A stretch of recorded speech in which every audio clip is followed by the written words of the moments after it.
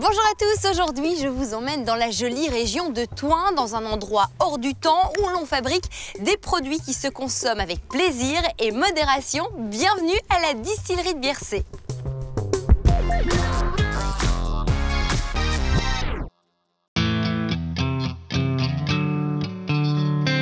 Parmi les produits de notre gastronomie, les alcools sont pour moi les plus mystérieux. Des goûts raffinés, des recettes secrètes qui passionnent des fans dans le monde entier.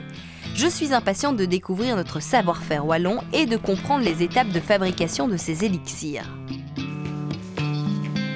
Bonjour Pierre. Bonjour Émilie. Vous êtes le maître distillateur de la distillerie de Biercé. Tout à fait. Ça consiste en quoi votre métier? Mon métier, c'est distiller et créer des produits pour le plaisir des gens. D'accord. Et comment on devient maître distillateur? Je suis arrivé ici à la distillerie il y a une vingtaine d'années. Mon prédécesseur m'a montré les alambics, m'a montré le fonctionnement.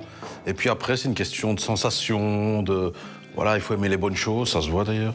Non, faut aimer... à peine. Un petit peu quand même. Et avoir un certain sens de l'odorat, du goût, enfin, plus développé que les autres? Ou ça se travaille tout ça? Il y a un peu des deux, mais effectivement, ça se travaille. Alors, la distillerie est juste incroyable. Ça fait combien de temps qu'elle existe? Alors, la distillerie a été créée en 1946. On n'était pas ici sur Rany, mais nous étions à Biercé. Alors, pourquoi à Biercé? Biercé, c'était un endroit où il y avait énormément de pommiers. Et c'est le cousin d'un Normand qui habitait Biercé qui a dit « Enfin, vous êtes fous, les Belges hein, !» Parce qu'il voyait les pommes tomber. Il dit « Chez nous, on en fait du calva. » C'est comme ça que la distillerie a été créée. Donc c'était une coopérative. Ouais. Les gens amenaient les pommes et recevaient en échange du biersac, qui était donc une eau de vie de pomme. D'accord, uniquement de pommes. Au départ, uniquement de pommes. Et alors par la suite, en 1981, il y a l'eau de Villers qui est arrivé, qui a fait un boom au niveau de la société, parce que c'était un produit assez original qui allait très très bien avec un petit sorbet citron en trou normand. Puis on a commencé à suivre vraiment les tendances, et c'est comme ça qu'on a recréé les différents produits qu'on a actuellement.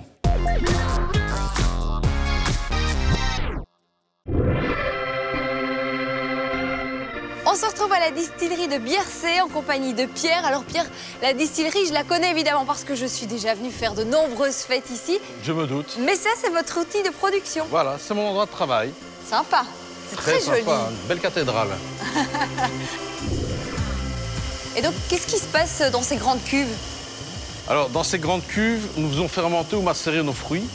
Alors, pour une distillation, chaque étape est importante. On a l'étape que l'on vient de passer où on fait la découpe des fruits non traités ou bio, ça dépend un peu le produit. On va les hacher, les transformer en une marmelade et tout envoyer dans les cuves qui sont là. Nous avons 14 cuves de 10 000 litres. Alors, deux solutions. Soit on fait une fermentation, comme la pomme, poire, prune, mirabelle. Ouais. Donc, ce sont les fruits sucrés. On prend ces fruits, marmelade, on ajoute une levure. Cette levure va transformer le sucre en alcool et puis on distille. Alors, il y a une autre méthode, comme par exemple l'eau de Villers. On prend les citrons, on les hache, et là, on les fait tremper dans un alcool agricole que l'on achète. Et ensuite, on distille.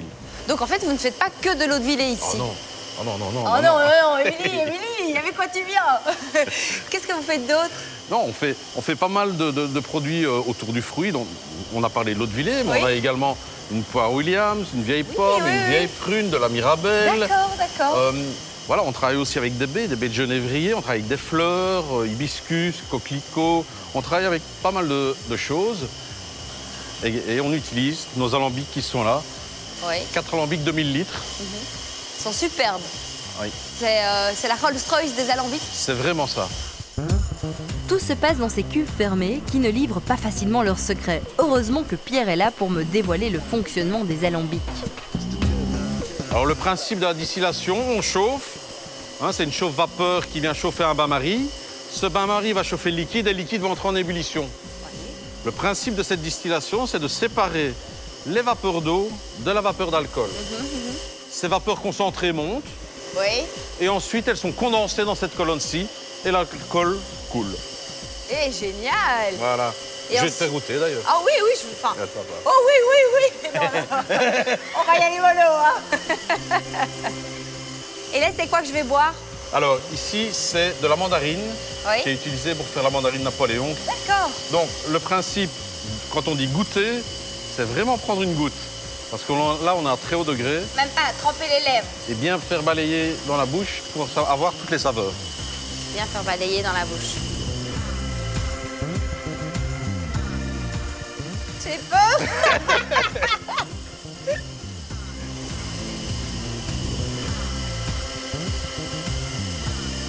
C'est hyper bon. Et ça sent bon. C'est très frais. Bon, et alors après, qu'est-ce qu'on fait avec ça, Pierre? Alors après, on va le stocker dans mon orgue à saveur. On va aller le voir tout de suite. Allez, c'est parti. Youp. Voilà, les parfumeurs, ils ont un orgue à parfum. Moi, c'est un orgue à saveur. Oh, bah, c'est Voilà. pas plus mal, ça. Oui, c'est vachement plus agréable de goûter. Pour vous. Ce que je fais, voilà, pour les produits un petit peu plus complexes, hein, comme par exemple le gin, bien sûr, on prend une base là de baie de genévrier, mais on peut y ajouter, comme ici, du coquelicot qui donne des petites saveurs très spéciales. Ouais. Hein, des petites pointes un peu poivrées et herbacées. Donc, chaque cuve a sa saveur. Chaque cuve a sa saveur parce que les fruits ont des périodes totalement différentes et donc des périodes de distillation différentes. Nos produits sont toujours axés fruits. Donc, quand tu vas goûter notre gin, tu vas sentir ces notes fruitées. Ouais. Bitter qui est un peu plus fruité, notre vermouth un peu plus fruité. Voilà, c'est un petit peu notre signature, quoi. Gin, bitter, vermouth, tous ces produits sont des alcools. Et qui dit alcool, dit taxe. Les scellés que vous voyez apposés ici par un agent de la douane sur les alambics permettent de contrôler étroitement les quantités produites. Pas question qu'une partie de la production échappe aux fameuses accises.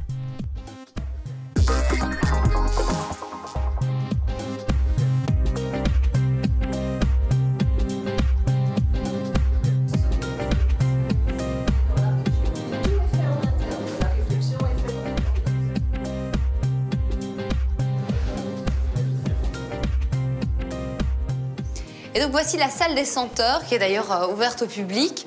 On y découvre certains de vos ingrédients secrets, magiques. Oui, ici, c'est plus une expérience olfactive. Oui. Alors, on a différentes choses. On a, par exemple, ici, voilà, la baie de genévrier.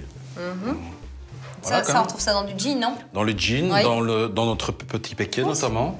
On a également ici de l'hysope, qui est une lavande, une espèce de lavande sauvage. Là, on l'utilise dans notre byrcine, qui est un élixir à base de plantes. Oui. Voilà, qui est très aromatique. C'est vrai que c'est très agréable. Oui, il y a aussi une autre plante ici, enfin une autre plante. C'est une fleur, en fait, un Ouais. hibiscus. Alors, ça donne des saveurs très particulières, des saveurs exotiques. Un petit peu grenadine, comme ça. C'est assez sympa, avec des goûts un petit peu âcres en fin de bouche, ce qui est très, très sympa. Et ça, on met ça dans quoi? Dans la liqueur d'hibiscus. D'accord. On fait une liqueur Ok. d'hibiscus. Et parfois, est-ce qu'on peut en retrouver dans du gin ou... On pourrait. Oui, on pourrait. On pourrait. Ah, vous voyez, je vous ai donné une idée. Il faudra mettre by Émilie Dupuis, hein, d'accord? Promis. Et donc, vous, au quotidien, c'est ça, c'est chercher des idées originales afin de développer un nouveau produit. C'est votre métier. Oui. Et c'est continu. Tout le temps, hein, je vais au resto, je vais goûter quelque chose que je trouve assez sympa. Je vais essayer de le distiller. Ouais. Voilà, j'ai un petit alambic de 20 litres, je fais mon petit essai. Bon, ça marche pas toujours, hein, on ne peut le savoir que quand c'est distillé. Visiblement, les essais et erreurs de Pierre aboutissent parfois à de belles réussites. C'est au comptoir du magnifique bar de la brasserie que Pierre nous fait découvrir une de ses recettes. C'est l'orangine. L'orangine, inspirée des orangettes. Voilà, donc en première bouche, on sent bien l'orange, et en fin de bouche, il y a le cacao qui vient. Ouais, C'est très agréable. Très agréable, c'est vrai.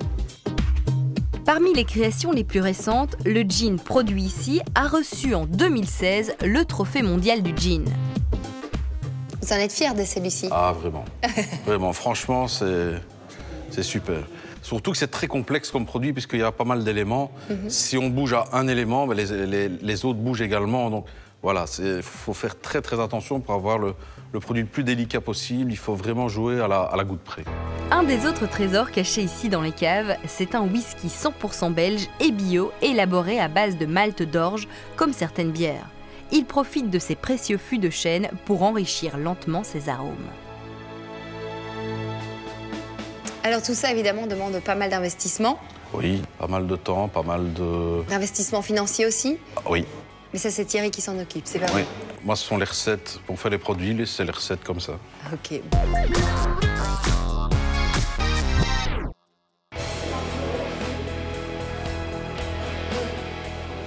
Thierry, vous êtes l'administrateur délégué de la distillerie de Biercé.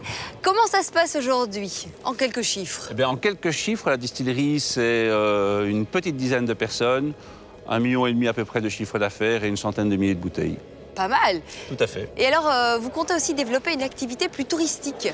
L'activité touristique a toujours existé et on va continuer à la développer, bien entendu. On fait des événements, on a des espaces pour les événements, donc les sociétés peuvent organiser des séminaires. Il y a moyen aussi de se restaurer à la brasserie. Oui. Donc voilà, on a vraiment... Mais pas encore de se loger? Non, loger, on pas. On pourrait peut-être le prévoir dans le futur. C'est vrai, ce serait une bonne idée. Oui, tout à fait. On a un peu d'espace qu'on pourrait éventuellement aménager dans le futur. Alors évidemment, comme toute entreprise, la distillerie a connu des hauts et des bas. Aujourd'hui, quel est votre plus grand défi?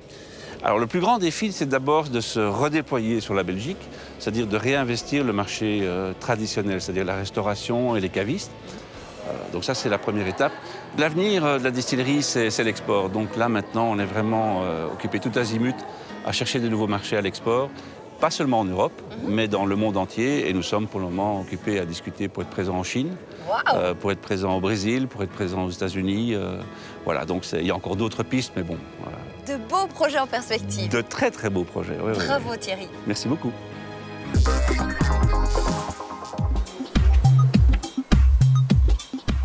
Allez, c'est déjà l'heure de se dire au revoir. Pierre, un tout grand merci pour la visite et pour votre accueil. On vous souhaite une très belle saison d'été. Merci, au revoir Émilie. Merci beaucoup. Quant à nous, on se retrouve la semaine prochaine pour découvrir de nouvelles pépites wallonnes. Salut!